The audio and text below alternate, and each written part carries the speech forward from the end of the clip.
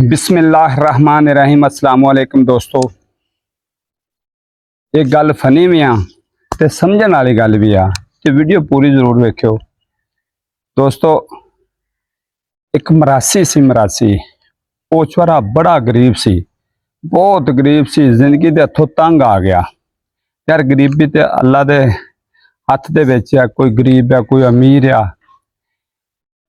वो वेखो ऐसे ऐसे हुक्मरान गुजरिया, हजरत उमरे फरूक रज़ी अल्लाह तआला अन्हो, उन्हां दी हुक्मरानी दे विच उन्हां ने कुत्ता प्यासा नहीं मरन दिता। अल्लाह ताला को जाके हिसाब देना पएगा। ऐसे ऐसे वो बादशाह गुजरिया। हुण ते महंगाई ने ऐसा काम कर दिता, लोग खुदकुशियां कर रहे आ, अग ला रहे अपने आप नूं। ये सिर्फ महंगाई दे नतीजे आ ते साडे हथ वास्ते कुछ नहीं। अहां ते आप वक्त नूं धक्का लाया। अल्लाह पाक सब नूं रिज़क देवे, सब नूं रोटी देवे, गरीब बेचारे रोटी खा के सौण। तो दोस्तों मरासी जिंदगी तो तंग आ गया। हुण इन्नी गुरबत वेखी आ, मैं जिंदगी तो की करना। आंदा मैं खुदकुशी करांगा। वो तुरया जाके एक पहाड़ी जी ते चढ़ गया, खुदकुशी कर लगा। उधरों फरिश्ता आ गया। उन्हें कहा तू खुदकुशी करना, तेन पता खुदकुशी हराम है, ये साडे दीन ने मना किया। खुदकुशी हराम है, सारी जिंदगी बंदा बख्शिया नहीं जाता।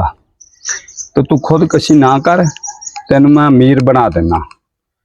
उन्हें आए तो गल ठीक हो गई।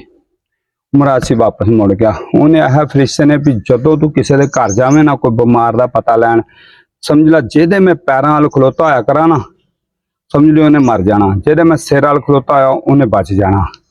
वो सिर्फ फरिश्ते ने आया मैं तेनू दिसिया करांगा।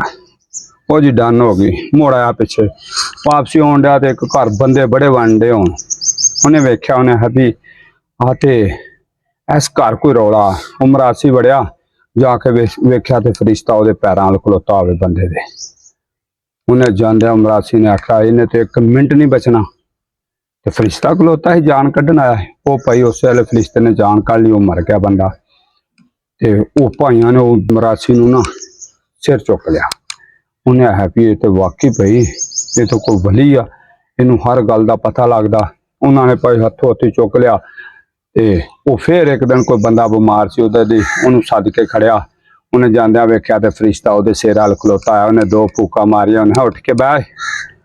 वो अजे दिन ही नहीं पूरे होए, फरिश्ता सिर वाल खलोता वेख्या। उन्हें है इनू कुछ भी नहीं हुंदा, उठ के बहा दिता। ला भी मरासी नूं दुनिया ने हथों हथी चुक लिया। अमीर हो गया मरासी, बहुत अमीर हो गया।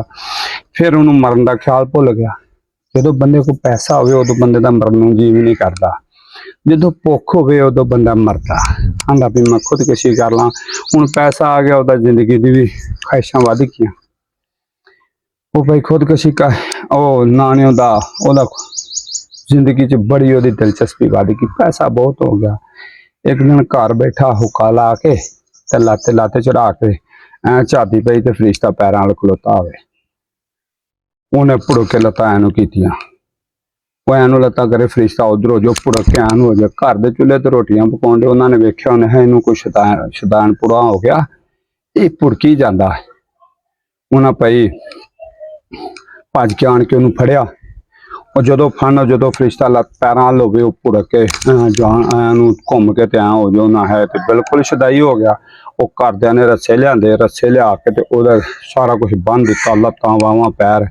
जो बन्ने ना तो फरिश्ते ने उसकी जान कढ़ ली। वो जान कढ़न तो पहलों पहलों आके आंदा यार जदों मराउंदे अपने मराउंदे आ। ते ये वेख लो उसकी जिंदगी दीयां ख्वाहिशां। पहलों खुदकुशी ते मुड़ के उसकी जिंदगी ते बहुत ही ऐसा पैसा आ गया तो उहदा मरन नूं जी नहीं करता। ते दोस्तों अल्लाह पाक जिहड़ा ना सब नूं तंदुरुस्ती देवे, हर नूं अकल हलाल दी रोटी देवे, सब नूं पैसा देवे, कोई बंदा खुदकुशी ते ना उतरे। तो दोस्तों अगर वीडियो साड़ी चंगी लगे तो लाइक कमेंट शेयर जरूर करना। पाकिस्तान जिंदाबाद।